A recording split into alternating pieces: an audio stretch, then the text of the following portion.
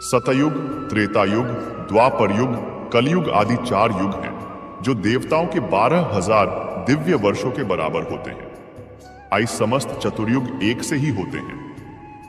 इनका आरंभ सत्ययुग से होता है और अंत कलयुग से होता है।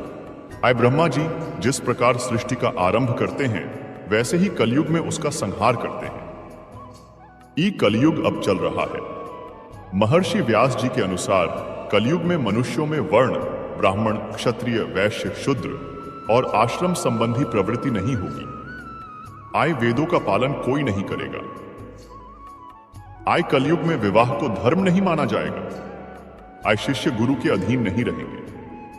पुत्र भी अपने धर्म का पालन नहीं करेंगे।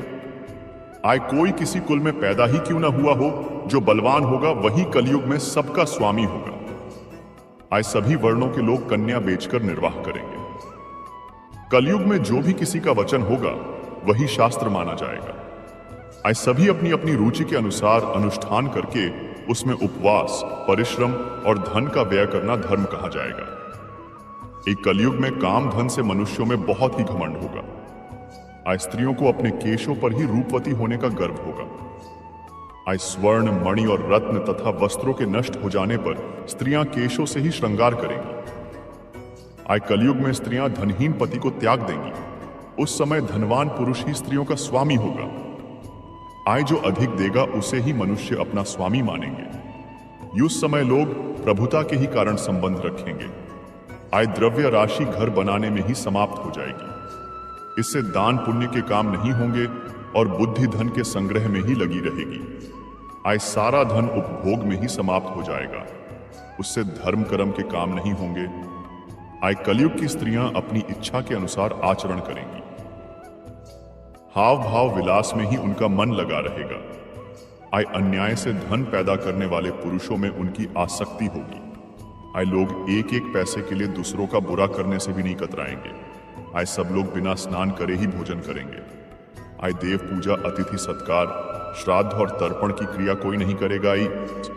कलयुग की स्त्रियां लोभी, नाटी, अधिक खाने वाली और मंद भाग्य वाली होंगी। गुरुजनों और पति की आज्ञा का पालन नहीं करेंगी और अपना ही पेट पालेंगी।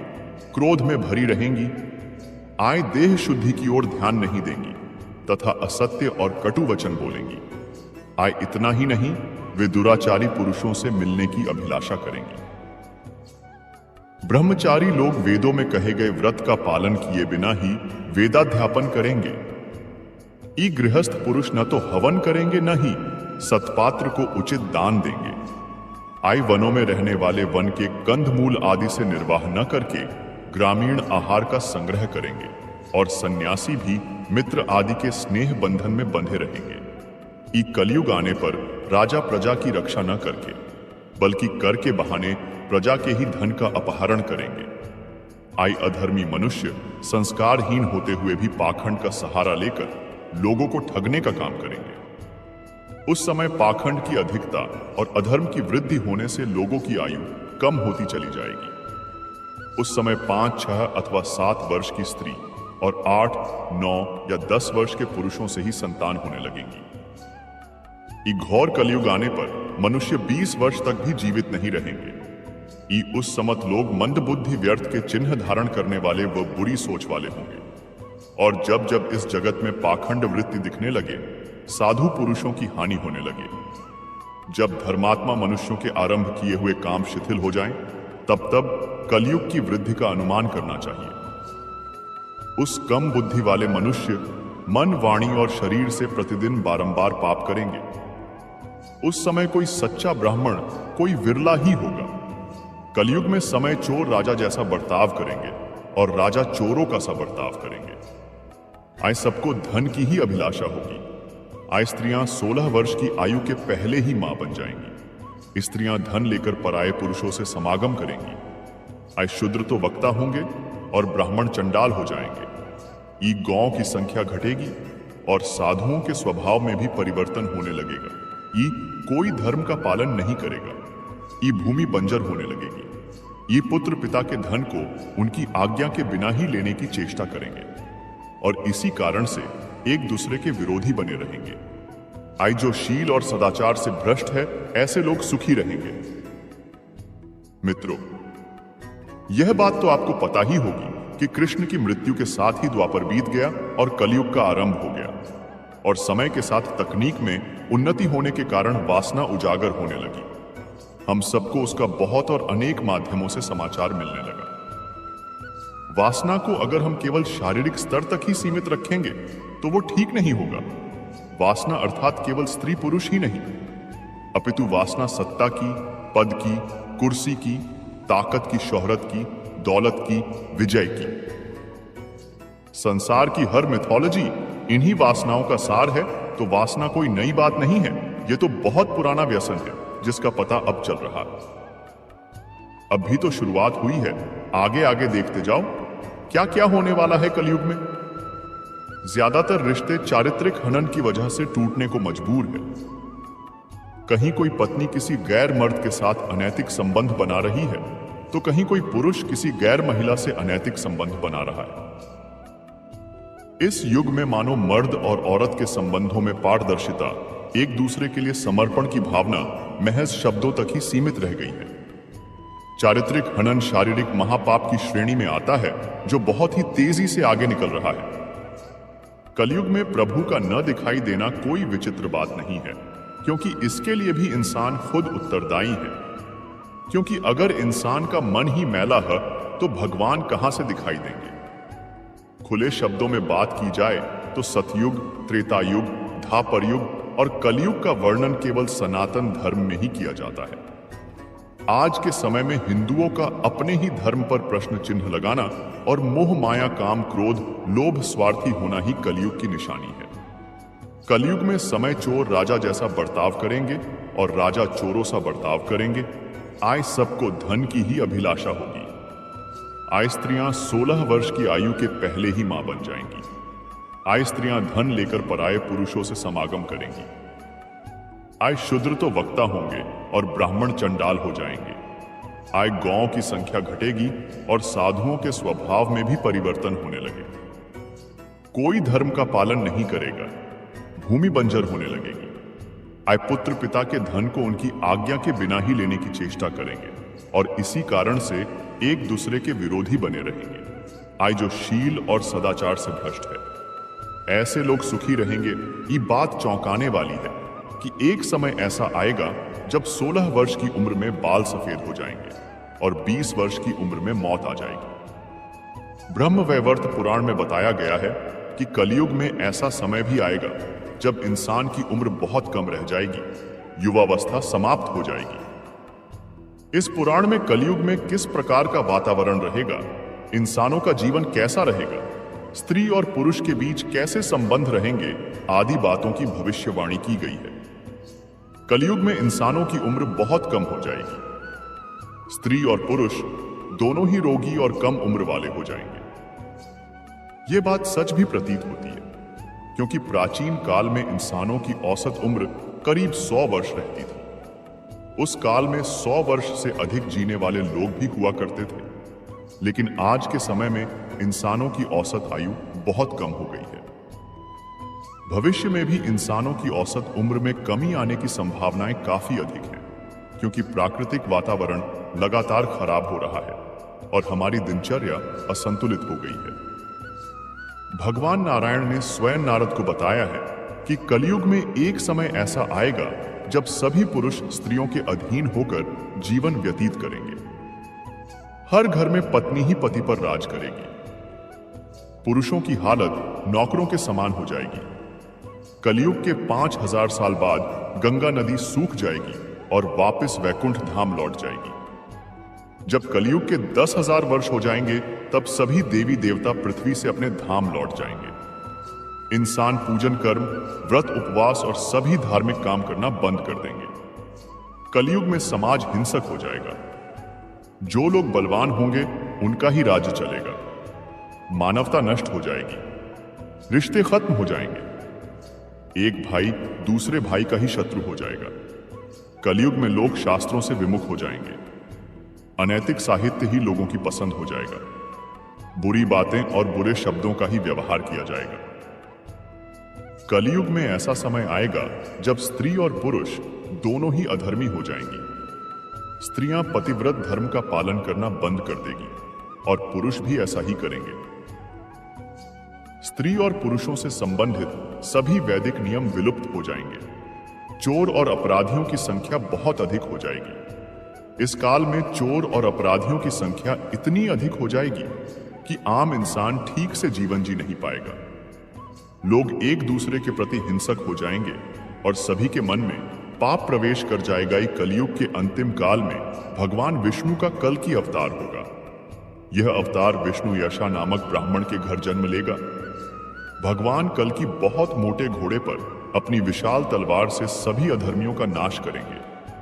भगवान कल्कि केवल 3 दिनों में पृथ्वी से समस्त अधर्मियों का नाश कर देंगे। कलयुग में अंतिम समय में बहुत मोटी धारा से लगातार वर्षा होगी, जिससे चारों ओर पानी ही पानी हो जाएगा।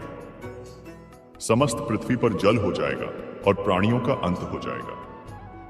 इसके बाद एक साथ 12 सूर्य उदय होंगे और उनके तेज से पृथ्वी का जल सूख जाएगा। कई हजार वर्ष पूर्व भागवत पुराण में शुकदेव जी ने जिस बारीकी से और विस्तार के साथ कलयुग का वर्णन किया है, वह हमारी आंखें खोलने के लिए काफी है। आज उसी वर्णन अनुसार ही घटनाएं घट रही हैं और आगे भी जो लिखा है वैसा ही घटेगा। कलयुग यानी काला युग, कलह क्लेश का युग, जिस युग में सभी के मन में असंतोष हो, सभी मानसिक रूप से दुखी हो, वह युग ही कलयुग है। इस युग में धर्म का सिर्फ 1/4 अंश ही रह जाता है। कलयुग का प्रारंभ 3102 ईसा पूर्व हुआ था। श्रीमद् भागवत पुराण और भविष्य पुराण में कलयुग के अंत का वर्णन मिलता है। कलयुग में भगवान कल्कि का अवतार होगा, जो पापियों का संहार करके फिर से सतयुग की स्थापना करेंगे। कलयुग के अंत और कल्कि अवतार के संबंध में अन्य पुराणों में भी इसका वर्णन मिलता है। अपने खुद के द्वारा किए गए सत्कर्म व सत्य रूपी धर्म कर्म का पालन करके ही मनुष्य कलयुग से बच जाता है। सत्य ही धर्म है और सत्य ही ब्रह्म, ईश्वर परमात्मा का स्वरूप है। ब्रह्म वैवर्त पुराण में बताया गया है कि कलयुग में ऐसा समय भी आएगा जब इंसान की उम्र बहुत कम रह जाएगी, युवावस्था समाप्त हो जाएगी। कलि के प्रभाव से प्राणियों के शरीर छोटे छोटे, क्षीण और रोगग्रस्त होने लगेंगे। श्रीमद् भागवत के 12 स्कंध में कलयुग के धर्म के अंतर्गत श्री शुकदेव जी परीक्षित जी से कहते हैं, ज्यों ज्यों घोर कलयुग आता जाएगा, त्यों त्यों उत्तरोत्तर धर्म, सत्य, पवित्रता, क्षमा, दया, आयु, बल और स्मरण शक्ति का लोप होता जाएगा। अर्थात लोगों की आयु भी कम होती जाएगी। कलयुग के अंत में संसार की ऐसी दशा होगी कि अन्न नहीं उगेगा। लोग मछली मांस ही खाएंगे और बकरियों का दूध पिएंगे।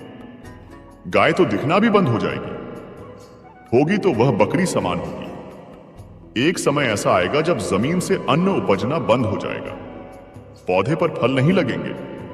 धीरे धीरे ये सारी चीजें विलुप्त हो जाएंगी। गाय दूध देना बंद कर देगी।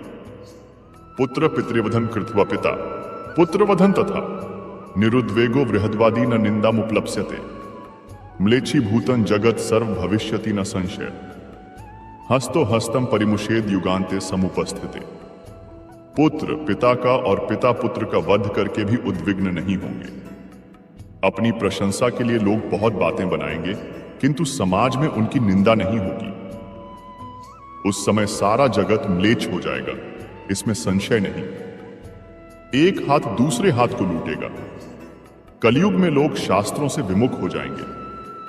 अनैतिक साहित्य ही लोगों की पसंद हो जाएगा।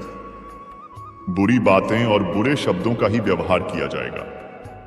स्त्री और पुरुष दोनों ही अधर्मी हो जाएंगी। स्त्रियां पतिव्रत धर्म का पालन करना बंद कर देगी और पुरुष भी ऐसा ही करेंगे। स्त्री और पुरुषों से संबंधित सभी वैदिक नियम विलुप्त हो जाएंगे। कलयुग के अंत में भयंकर तूफान और भूकंप ही चला करेंगे। लोग मकानों में नहीं रहेंगे, लोग गड्ढे खोद कर रहेंगे।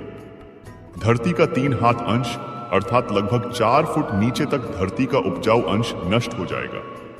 भूकंप आया करेंगे। महाभारत में कलयुग के अंत में प्रलय होने का जिक्र है, लेकिन यह किसी जल प्रलय से नहीं, बल्कि धरती पर लगातार फैल रही गर्मी से होगा। महाभारत के वन पर्व में उल्लेख मिलता है कि कलयुग के अंत में सूर्य का तेज इतना ज्यादा हो जाएगा कि सातों समुद्र और नदियां सूख जाएंगी। संवर्तक नाम की अग्नि धरती को पाताल तक भस्म कर देगी। वर्षा पूरी तरह बंद हो जाएगी। सब कुछ जल जाएगा। इसके बाद फिर 12 वर्षों तक लगातार बारिश होगी, जिससे सारी धरती जलमग्न हो जाएगी। जल में फिर से जीव उत्पत्ति की शुरुआत होगी। लोग दूसरों की खेती काट लेंगे, पानी पीने का सामान और पेटियां भी चुरा ले जाएंगे। चोर अपने ही जैसे चोरों की संपत्ति चुराने लगेंगे। हत्यारों की भी हत्या होने लगेगी। चोरों से चोरों का नाश हो जाने के कारण जनता का कल्याण होगा। युगांत काल में मनुष्यों की आयु अधिक से अधिक 30 वर्ष की होगी। लोग दुर्बल, क्रोध, लोभ और शोक से ग्रस्त होंगे। उस समय रोगों के कारण इंद्रियां क्षीण हो जाएंगी। फिर धीरे धीरे लोग साधु पुरुषों की सेवा, दान, सत्य एवं प्राणियों की रक्षा में तत्पर होंगे। इससे धर्म के एक चरण की स्थापना होगी। उस धर्म से लोगों को कल्याण की प्राप्ति होगी। लोगों के गुणों में परिवर्तन होगा और धर्म से लाभ होने का होने लगेगा।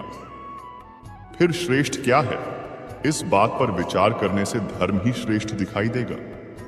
जिस प्रकार लगातार धर्म की हानि हुई थी, उसी प्रकार धीरे धीरे प्रजा धर्म की वृद्धि को प्राप्त होगी। इस प्रकार धर्म को पूर्ण रूप से अपना लेने पर सब लोग सत्ययुग देखेंगे।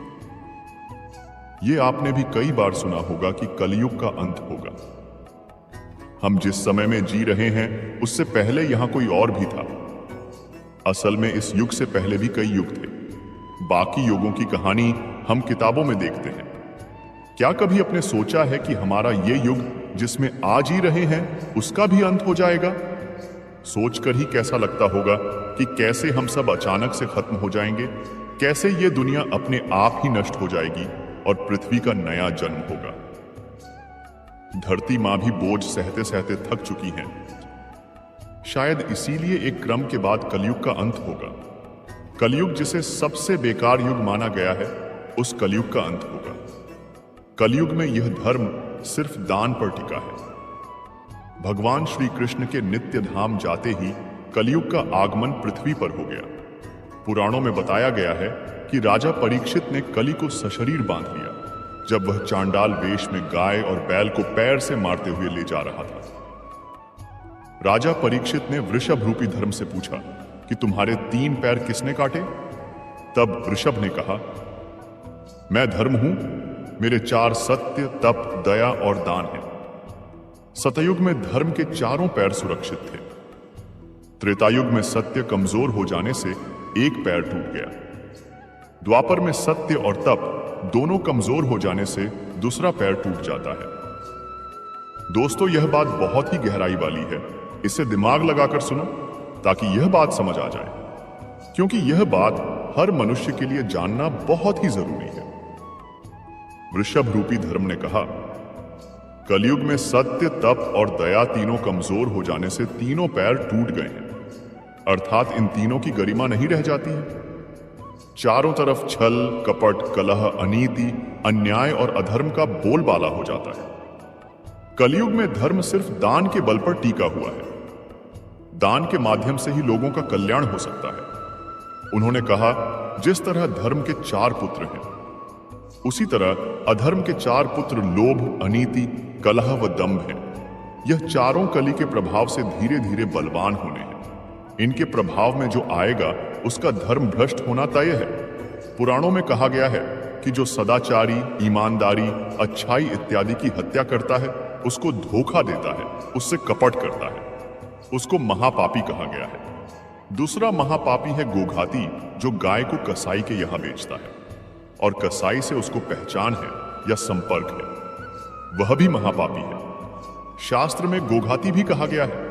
तीसरा है विश्वासघाती, जो मनुष्य मामूली सी बात में अपने मित्र से, परिवार से विश्वासघात कर देता है, उसे भी महापापी कहा गया है।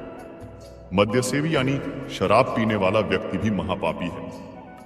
बात कलयुग की नहीं, सारी बात विश्वास की है। युग कोई सा भी हो, राम लक्ष्मण सीता स्वयंवर में, कृष्ण बलराम धनुष यज्ञ में, अलग अलग लोगों को अलग अलग रूप में दिखाई दिए, अपनी अपनी भावना अनुसार। कृष्ण ने साफ साफ गीता में समझाया है कि जो उन्हें साधारण मानव मानता है, उसको कृष्ण अपना असली रूप नहीं दिखाते, योग माया का पर्दा डाल लेते हैं और उन्हें सामान्य मानव ही नजर आते हैं। ईश्वर की उपासना एक आध्यात्मिक प्रक्रिया है जिसके द्वारा जीव ईश्वर की ओर चलता है और उपासना की पूर्णता होने पर वह ईश्वर को अनुभव से जान लेता है। कठोपनिषद में कहा गया है, यदि मनुष्य ने मरने से पूर्व ईश्वर को अनुभव से जान लिया तो वह मुक्त हो जाता है, यानी मोक्ष या निर्वाण को प्राप्त करता है। इसका तात्पर्य यह हुआ कि वह जन्म मरण के चक्र से छूटकर सदा के लिए ईश्वर में समा जाता है। यदि जीव का जन्म मरण छूट जाए, यानी विभिन्न शरीरों में घूमना रुक जाए, तो वह समस्त दुखों से मुक्त हो जाएगा। शरीर ही दुख का कारण है। जीव को जन्म लेने में दुख होता है, जीवन भर कुछ न कुछ दुख लगा रहता है और वापस मृत्यु के समय महान दुख उठाना होता है। इसलिए संत कबीर साहब ने कहा है, तन धरी सुखिया काहू ना देखा, जो देखा सो दुखिया हो। भक्ति या उपासना का परम उद्देश्य है ईश्वर को प्राप्त कर जन्म मरण के चक्र आवागमन से सदा के लिए मुक्त हो जाना। भक्ति या उपासना करने का यह अर्थ नहीं है कि परमात्मा हमारे सारे कुकर्मों को माफ कर देंगे या हमें कर्मों के फल नहीं भोगने होंगे। हाँ, एक बात अवश्य है कि जब साधक ध्यान की गहराई में उतर जाता है, तब उससे उसके पापों का क्षय होने लगता है। असल में ब्रह्म वैवर्त पुराण के अनुसार अभी का युग कलयुग चल रहा है और इसके 5000 वर्ष पहले द्वापर युग की समाप्ति हुई थी। अभी कलयुग में अधर्म फैलना शुरू हो गया है। अभी के समय में एक इंसान दूसरे इंसान पर भरोसा करना बंद कर दिया है, और जब इंसान को खुद पर ही भरोसा नहीं, तो वह धर्म ग्रंथों पर विश्वास कैसे करेगा? शायद इसे ही कलयुग कहते हैं। यहां अपने ही अपनों पर वार करते हैं। तो दोस्तों, कैसा लगा आपको यह वीडियो? अगर पसंद आया हो तो लाइक जरूर करें और कमेंट में जय श्री राधे कृष्णा जरूर लिखें, और ऐसे ही वीडियो और पाने के लिए चैनल को सब्सक्राइब करें, क्योंकि अब हम भागवत गीता के सारे अध्याय लेकर आएंगे। मिलते हैं ऐसी ही अगली वीडियो में। धन्यवाद। जय श्री राधे कृष्णा।